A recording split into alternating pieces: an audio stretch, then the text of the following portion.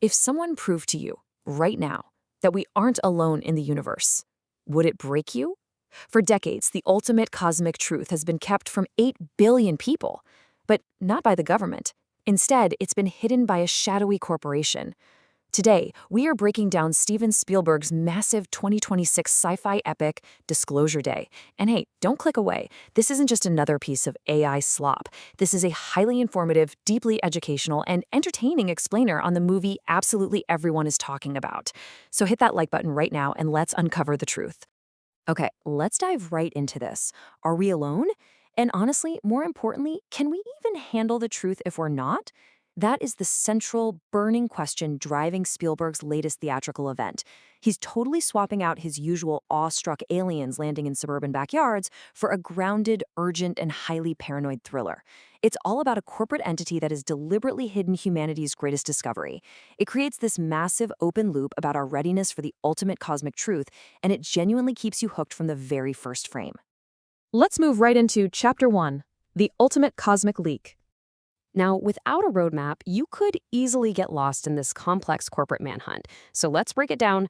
The catalyst for the entire narrative is Dr. Daniel Kellner. He's a brilliant but alienated cybersecurity expert played by Josh O'Connor, who basically decides he's had enough. He actually manages to steal decades of irrefutable evidence of alien encounters from his ultra-shadowy employer, the Wardex Corporation. Then we have Margaret Fairchild, played by Emily Blunt. She's an ordinary meteorologist who suddenly develops extraordinary telepathic abilities. We've also got our terrifying Wardex CEO, Noah Scanlon, played by Colin Firth. There's Jane Blankenship, a former nun, grappling with the immense cosmic implications of her faith, played by Eve Hewson. And finally, Hugo Wakefield, played by Coleman Domingo, who is a Wardex defector orchestrating the whole leak from the shadows. So the really crucial point here is how Margaret, just an everyday weather forecaster, gets pulled into this massive conspiracy. It all starts with a bizarre, hypnotic encounter with a single cardinal flying right into her apartment. After this happens, she inexplicably speaks fluent Korean and Russian. And get this, she can read people's deepest secrets just by making eye contact.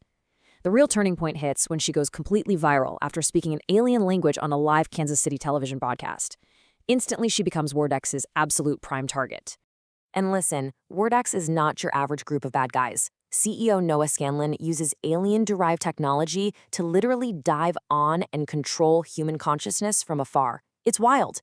He can take over people's minds, using them as vessels to track and threaten our heroes. This relentless pursuit leads to some breathtaking continuous takes and a high-octane practical train crash sequence orchestrated by the Wardex security team. It is pure edge-of-your-seat action.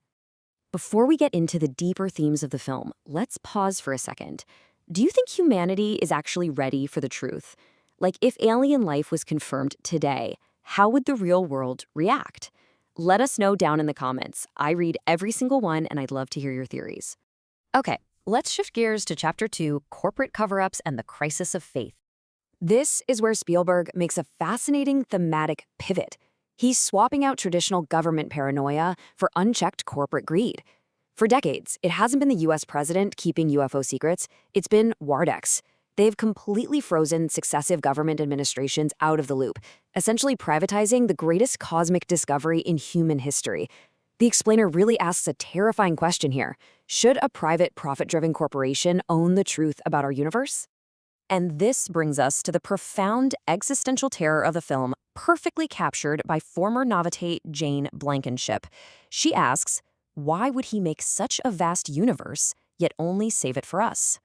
We see her clutching a gold crucifix so tightly that her hand actually bleeds. She is profoundly terrified, trying to grapple with exactly what the existence of aliens means for human religion. So the core philosophical dilemma here is non-human biologics versus supreme beings. If we discover highly advanced life, does it redefine our entire concept of God in a populated universe? Are our deities just advanced extraterrestrials? Will our faith completely crumble, or will we find a way to adapt? Spielberg isn't just giving us a fun chase movie, he's tackling the immense socio-political and theological consequences of disclosure. All right, let's transition to Chapter 3, the Spielberg magic. Beyond the heavy theological themes and the corporate espionage, we absolutely have to acknowledge the sheer scale of the technical feats that elevate David Coeb's script. Cinematographer Janusz Kaminski shoots on gorgeous, muted 35mm film instead of digital. This gives it a gritty, paranoid 70s thriller aesthetic. Then you have legendary composer John Williams delivering an incredible score that beautifully transitions from cold, electronic espionage beats to his classic, sweeping symphonic wonder. And somehow, the 79-year-old Spielberg directs these breathtaking, continuous takes that perfectly blend tense action with his trademark childlike embrace of the unknown. Hey, if you're appreciating this deep dive into Spielberg's cinematic magic, please share this explainer with your fellow movie buffs. It really helps us out and ensures we can keep bringing you these highly structured deep dives. Let's move to our final section, the critical consensus. As you might expect with a movie tackling such massive, ambitious premises and dropping us right into the middle of the action, the reception to its ultimate resolution has been a little polarizing. On one hand, the film boasts a really solid 87% on Rotten Tomatoes.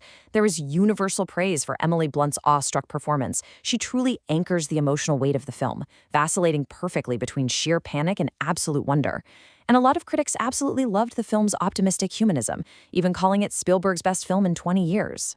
But you have to contrast that critical acclaim with this number, a modest $35 million domestic box office opening weekend.